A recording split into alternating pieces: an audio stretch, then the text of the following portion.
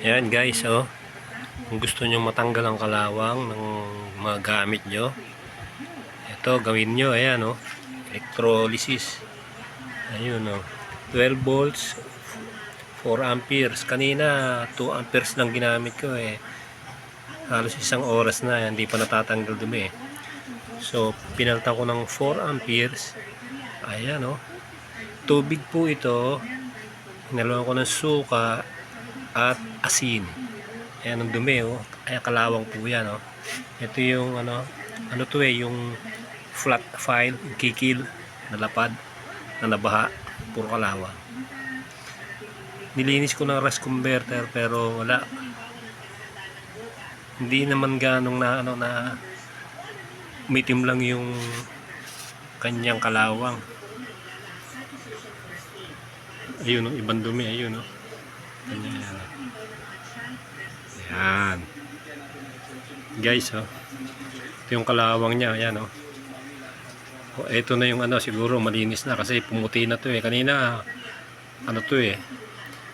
Puro kalawang ibabaw na yan. Tapos ito pumuti na. Maya maya tatanggalin ko na yan. Mas siguro mga ano na to. 4 na oras. Halos bali 3 hours lang yun na ano, ginamit ko to. Pinalitan ko yung dati mababa ang current. Ito 4 amperes, 12 volts. Ayan. Yung kanyang positive, ito po yan. Ayan, oh. Tapos yung kanyang negative, yun na ikakapit sa object na tatanggalan nyo ng kalawang. Lilinisin nyo yan. So negative, positive. Ayan. Kita naman sa kulay, color coding, color coded siya. Ayan.